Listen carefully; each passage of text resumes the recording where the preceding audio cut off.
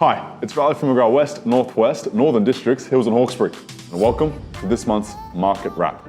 Well, June was another month where we dominated in news headlines with the property market, specifically around cash rates, the federal budget, and auction clearance rates.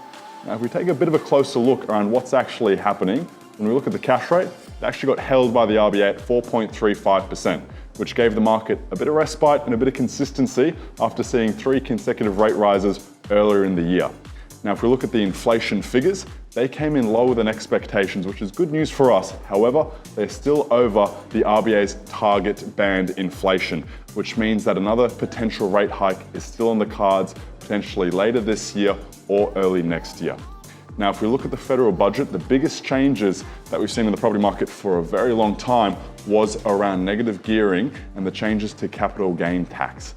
Now, what we've seen actually down in the coalface in the marketplace is that it's creating a lot of fear and uncertainty with buyers and sellers. And a lot of people are just saying, I don't really know the direction that the government and the RBA want to take the property market, so I'm not going to make a decision. I'm going to be hesitant in my decision making right now. Now, if we look at the Sydney auction clearance rates, that's being reflected in all of these changes as well. We're sitting at around 40%. And that's indicative of a declining market traditionally. However, despite all of this fear, confusion, and negativity, there's so much opportunity in today's market.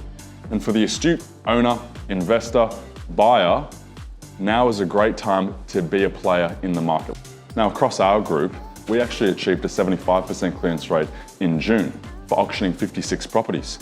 2 of them really stood out for me, 5 Darrenball Avenue in Baulkham Hills and 4 Grigg Avenue in North Epping. Now, both of these auctions had multiple bidders, but competitive bidding. And it actually sold even over our expectations, let alone our vendors, which shows that there's still strength in the marketplace. Now, with the month of June, our group listed 167 properties and we sold 112 for just over $150 million in gross volume. Over that same period, we met 4,500 buyers, just a bit over, showing that there's still plenty of buyers out and about in the marketplace waiting to find their right home. Now, of course, everyone's situation is different. So if you're interested in the market, if you want to see where the opportunity for you, your family is, please reach out to any of our team and we can help you navigate these times.